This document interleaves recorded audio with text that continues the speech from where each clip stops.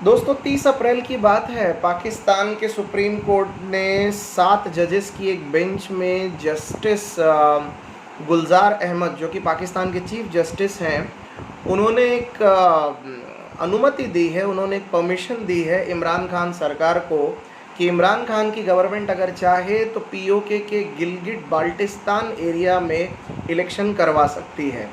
ऐसा माना जा रहा है कि ये इलेक्शन सितंबर 2020 में कंप्लीट हो जाएंगे। ये एक लेजिस्लेटिव असेंबली इलेक्शंस होंगे, राइट। अब भारत को जब ये बात पता चली कि पाकिस्तान गिलगिट बाल्टिस्तान के एरिया में इलेक्शन करवाने वाला है, भारत के मिनिस्ट्री ऑफ एक्सटर्नल अफेयर्स यानी विदेश मंत्रालय ने तुरंत एक डी मार्च इशू किया है। डी मार्च DEMARCH ये इशू किया और हमने एक मेल भेजा है पाकिस्तान के हाई कमीशन को, जो कि नई दिल्ली में है, और उनको ये बताया है कि पाकिस्तान इस तरह का कोई भी काम गिलगिट बाल्टिस्तान के एरिया में ना करे, क्योंकि वो एरिया गिलगिट बाल्टिस्तान का एरिया जम्मू कश्मीर के पीओके रीजन में आता है और पीओके अभी भी एक विवादास्पद ज़मीन है, एक डिस्प्यूटेड लैंड है, जिसके ऊपर अभी भी UNSC रिजोल्यूशंस के मुताबिक नतीजा आना बाकी है। तो दरअसल ये मामला क्या है, आखिर पीओके रीजन क्या है, आखिर ये गिलगिट बाल्टिस्तान का इशू क्या है। पाकिस्तान अगर ये डिस्प्यूटेड लैंड पर इलेक्शन करवा रहा है तो क्या पाकिस्तान उस ज़मीन को अपनी ज़मीन मानता है? भारत को गिलगिट बाल्टिस्तान में कराए गए इलेक्शन से क्या प्रॉब्लम है? ये सारी बातें जानने के लिए आज है हमारा ज्ञानबाजी स्पेशल एपिसोड नंबर 4। मैं हूँ निखिल और आप सबका ज्ञानबाजी में स्वागत है। तो दोस्तों, आज हम बात करने वाले हैं कि गिलगिट बाल्टिस्तान का ये इशू दरअसल क्या है, राइट। मैं दावा करता हूँ कि आज का ये पार्ट अगर आपको समझ में आ गया तो ऐसे बहुत से ग्रुप डिस्कशंस में और इंटरव्यू में आपको इतनी मदद मिलेगी कि आप हर एक बात को बहुत अच्छे से जोड़ पाएंगे, आप हर एक सवाल का बढ़िया जवाब दे पाएंगे। आपकी कॉम्पिटिटिव एग्ज़ाम बैंकिंग की हो, चाहे SSC की हो, चाहे रेलवे की हो, चाहे UPSC की ही क्यों ना हो, आपको इस तरह के इश्यूज़ के ऊपर अपने विचार ठीक से समझाते और बताते आने चाहिए। तो चलिए विदाउट वेस्टिंग टाइम शुरू करते हैं। पहले मैं आपको ज़रा बैकग्राउंड बता देता हूँ कि ये मसला क्या है। ओके, तो दोस्तों ऐसा है कि भारत को आज़ादी मिली थी 1947 में, जैसा कि आप सब जानते हैं। 1946 की बात है। भारत में कुल मिला के 565 से भी ज़्यादा रियासतें थी। रियासतों का मतलब होता है प्रिंसली स्टेट्स, राइट। कितनी? 565 से ज़्यादा रियासतें थी। अब इन रियासतों में बहुत सी रियासतें ऐसी थी जिनको आज़ादी के बाद ये ऑप्शन दिया गया था कि आप चाहें तो भारत ज्वाइन कर सकते हैं, आप चाहें तो पाकिस्तान जा सकते हैं, या यदि आप चाहें तो आप इंडिपेंडेंट रह सकते हैं और अपना खुद का एक मुल्क बना सकते हैं, राइट। ये सारी ही रियासतों ने ब्रिटिश की हुकूमत को स्वीकार कर लिया था। ब्रिटिश की हुकूमत को स्वीकार करने को एक नाम दिया गया है जिसको हम कहते हैं पैरामाउंट-सी। सो आई रिपीट, ये सारी 565 रियासतों ने पैरामाउंट-सी एक्सेप्ट कर ली थी क्योंकि ब्रिटिश जा रहे थे। अब सवाल ये था कि पैरामाउंट-सी ख़त्म होने वाली थी। पैरामाउंट-सी ख़त्म होने के बाद ये सारी ही रियासतों के पास 3 विकल्प आ गए थे, या तो वो चाहे तो भारत में रहे, या तो वो चाहे तो पाकिस्तान में रहे, और या तो वो चाहे तो वो इंडिपेंडेंट रहे, यानी खुद का अपना एक मुल्क बना ले। आज़ाद भारत को हमेशा ऐसा लगा कि उनका आज़ाद भारत के साथ जुड़ना एक बेस्ट और कन्वीनियंट ऑप्शन है। तो हमने ये सोचा कि सारी रियासतें भारत के साथ जुड़ेंगी, लेकिन हम गलत थे। ऐसा नहीं हुआ। बहुत सी रियासतें ऐसी थी जो भारत के साथ जुड़ना नहीं चाहती थी। मैं आज आपको कुछ रियासतों के नाम बता देता हूँ, आप चाहें तो इसको सर्च करिएगा। हैदराबाद एक बहुत बड़ा प्रिंसली स्टेट था, एक ऐसी रियासत थी जो भारत के साथ जुड़ना नहीं चाहती थी। जूनागढ़, जो कि अब गुजरात का हिस्सा है, वो एक ज़माने में भारत से नहीं जुड़ना चाहता था। जोधपुर, जैसलमेर, जो राजस्थान में आता है, वहाँ की रियासतें भी भारत से जुड़ना नहीं चाहती थी। ज़्यादा दूर जाने की भी ज़रूरत नहीं है दोस्तों, अपना भोपाल भी भारत से जुड़ना नहीं चाहता था।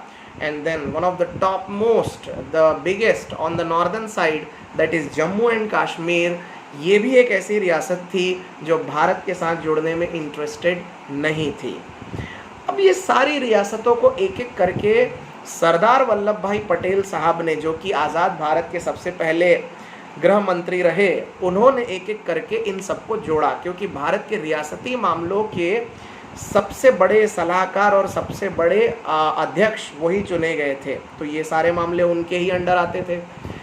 एक एक करके जब सारी रियासतों को सरदार वल्लभ भाई पटेल ने भारत के साथ जोड़ना शुरू किया, तो जूनागढ़ भारत के साथ जब जुड़ा उस समय एक मसला सामने आया था। आपको ये मसले से समझ में आएगा कि आज गिलगिट बाल्टिस्तान का इशू दरअसल क्या है, इसको समझिएगा।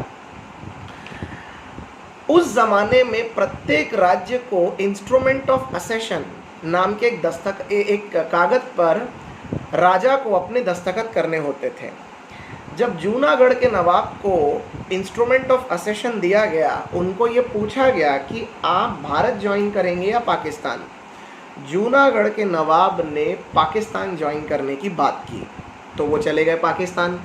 लेकिन क्योंकि उनके प्रिंसली स्टेट में, उनकी रियासत में आवाम पूरी की पूरी हिंदू प्रजाति की थी, most of the people were Hindu, इसीलिए वहाँ बगावत हो गई।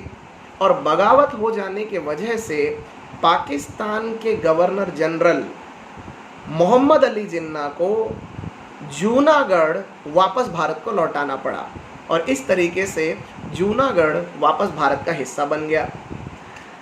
जब ये पूरा का पूरा ये इंसिडेंट हुआ, उस समय मोहम्मद अली जिन्ना को ये बिल्कुल स्पष्ट समझ में आ गया था कि इंस्ट्रूमेंट ऑफ असेशन नाम के कागज़ पर यदि रियासत का महाराजा साइन कर भी दे, तब भी अल्टीमेटली वो रियासत कौन से देश से जुड़ेगी, ये वहाँ की आवाम यानी वहाँ की जनता तय करती है।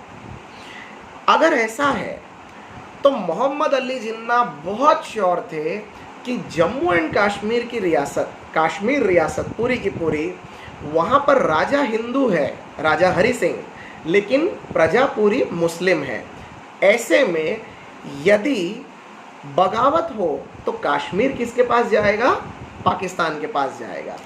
इसी विचारधारा पे अपने कुछ कबीलाई फोर्सेस के साथ मोहम्मद अली जिन्ना ने कुछ लोगों को कश्मीर में भेज दिया, और कश्मीर में भेजकर वहाँ पर उन लोगों को रेडिकलाइज करके, या यूँ कह ले कि उनको इन्फ्लुएंस करके ये कोशिश की गई कि ये पूरा का पूरा पार्ट कश्मीर में समा जाए।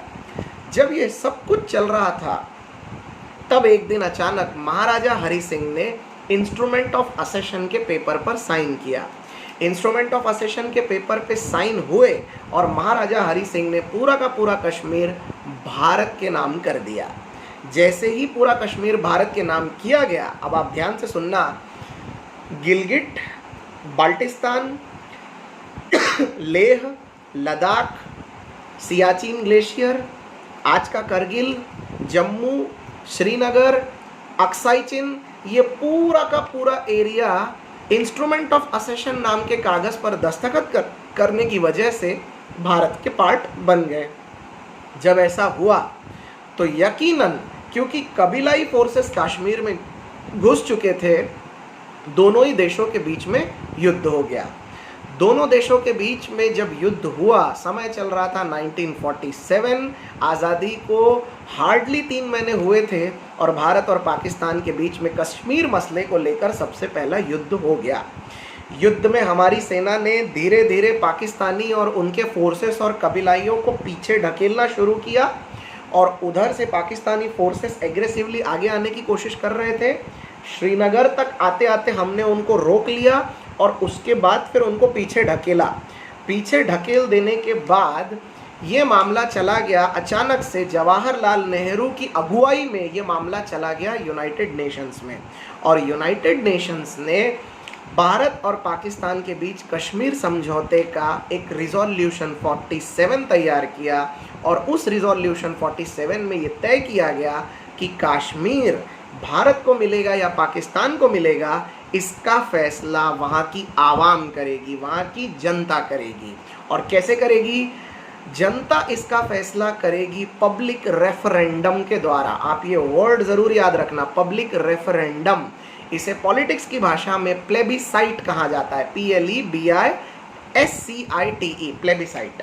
अब प्लेबिसाइट कराने के लिए शर्त ये रखी गई कि सबसे पहले पाकिस्तान अपने कबीलाइयों को पीछे हटाएगा, उसके बाद पाकिस्तान अपनी आर्मी को पीछे हटाएगा।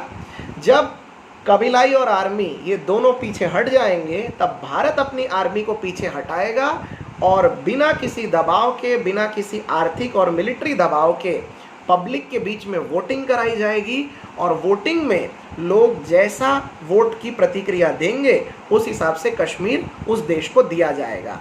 ये रिजोल्यूशन में लिखा हुआ है और उस पर पाकिस्तान के प्रधानमंत्री और भारत के प्रधानमंत्री दोनों के दस्तखत हैं। अब ये था इतिहास। अब चलते हैं 4 दिन पहले जो घटना हुई उस बात पे, ज़रा ठीक से समझने की कोशिश करिए। आज कश्मीर के 3 टुकड़े हो चुके हैं दोस्तों, इसको प्लीज़ ध्यान से समझना। हमारा जो कश्मीर है, मैं आपको जस्ट ठीक से ये समझा देता हूँ। लेफ्ट हैंड साइड में कश्मीर का टॉप का जो पोर्शन है वो बन चुका है POK, पाकिस्तान ऑक्यूपाइड कश्मीर। ये वो हिस्सा है जो 1947 के युद्ध में कबीलाइयों ने और पाकिस्तान की आर्मी ने भारत में कब्जा करके छीन लिया था। आज पूरे कश्मीर का 37% हिस्सा POK का है।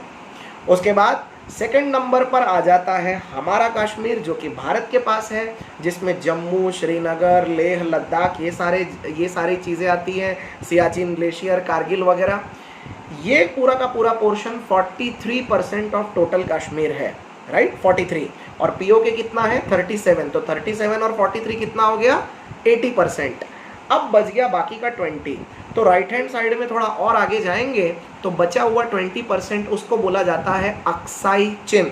अक्साई चिन ये पोर्शन 1962 के युद्ध में जब जवाहरलाल नेहरू भारत के प्रधानमंत्री थे तब हमारा चीन के साथ युद्ध हुआ था और चीन के हाथों हमने ये 20% पोर्शन गंवा दिया, राइट। इस तरह से कश्मीर के ये पूरे 3 टुकड़े हैं।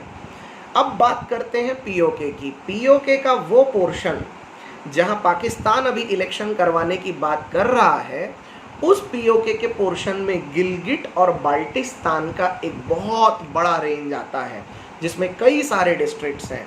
गिलगिट बाल्टिस्तान का एरिया पर्वतों से घिरा हुआ है, बहुत सारे लेक्स हैं, कुल मिलाकर 28,000 स्क्वायर किलोमीटर का एरिया है दोस्तों। वो गिलगिट बाल्टिस्तान के ठीक नीचे पाकिस्तान का बनाया हुआ आज़ाद कश्मीर है, जिसे पाकिस्तानी AJK कहते हैं साउथ पार्ट में।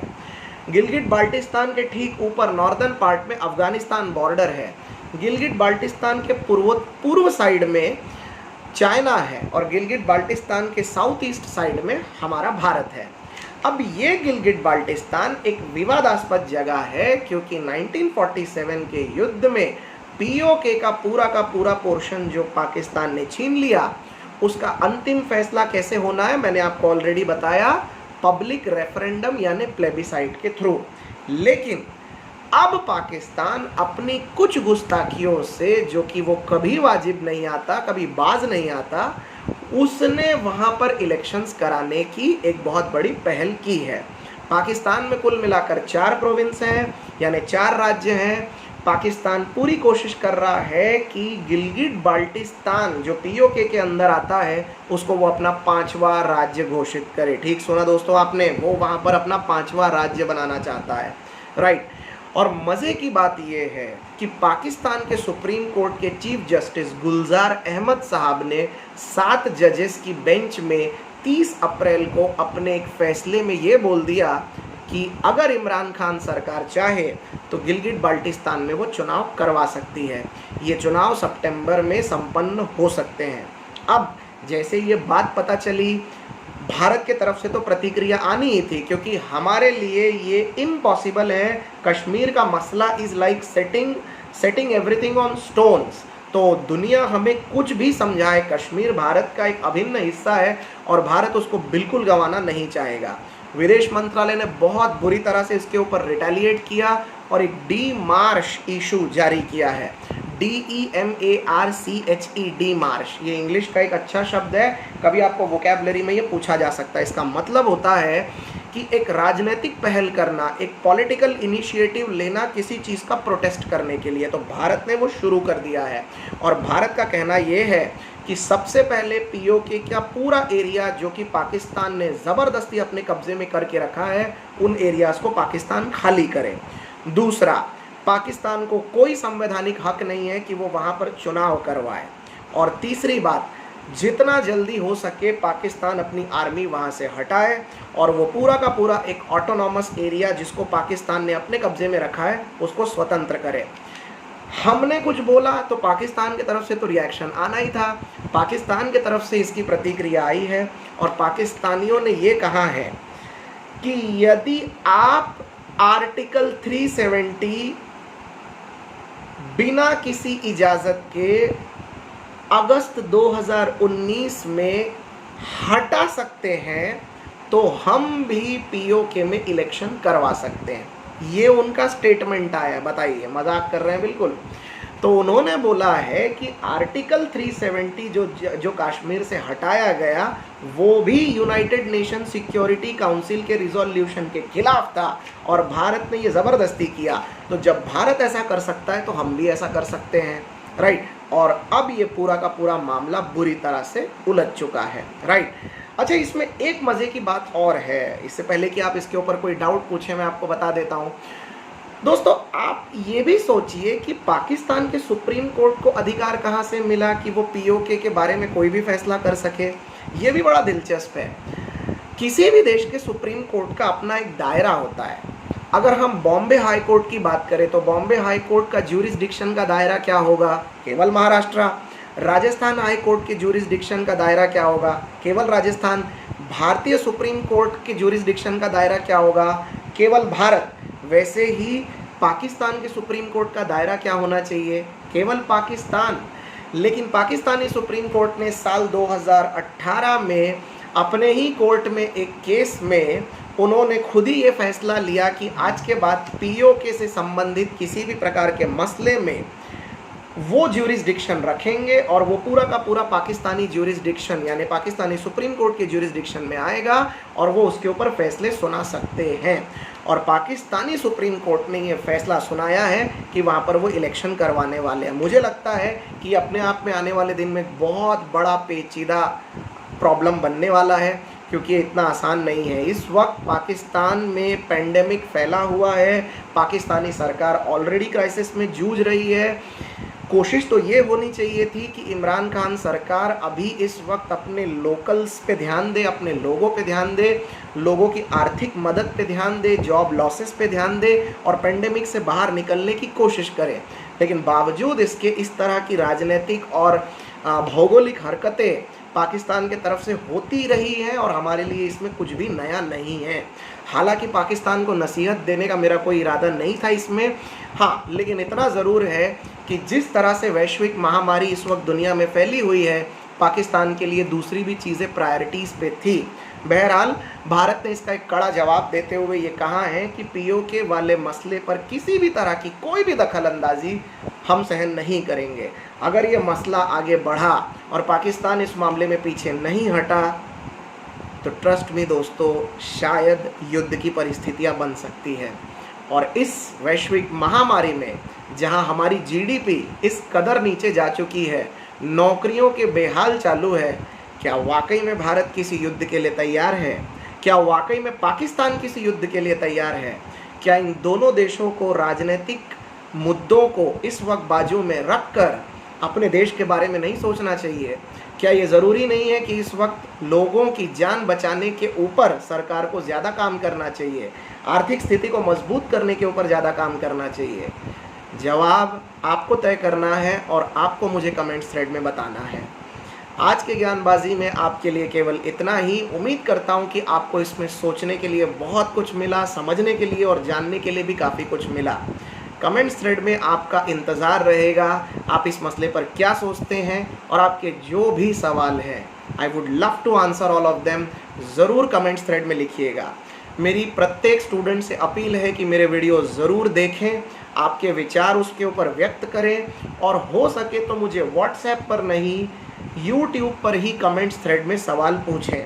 मैं आपके प्रत्येक सवाल का जवाब यूट्यूब पर देना पसंद करूँगा। कुछ बच्चे व्हाट्सएप पर भी मुझसे जुड़ना चाहते हैं, तो स्टूडेंट्स को मैंने व्हाट्सएप का एक ग्रुप है जिस पे ऐड करना शुरू कर दिया है। मेरा ऑलरेडी एक टेलीग्राम ग्रुप भी है जिस पर काफ़ी बच्चे ऐडेड हैं।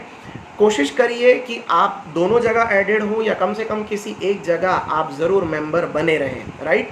ज्ञानबाजी से जुड़े रहें। बहुत सी अतिरिक्त सेवाएं हम इसके साथ शुरू कर रहे हैं दोस्तों। आशा करता हूं कि ज्ञानबाजी ऐसे ही एग्ज़ाम के पर्सपेक्टिव में आपकी आने वाले दिन में मदद करता रहेगा। वीडियो को अंत तक देखने के लिए बहुत बहुत धन्यवाद। आपके कमेंट्स का इंतज़ार रहेगा। तब तक आप पढ़ते रहिए, देखते रहिए और करते रहिए ज्ञानबाजी।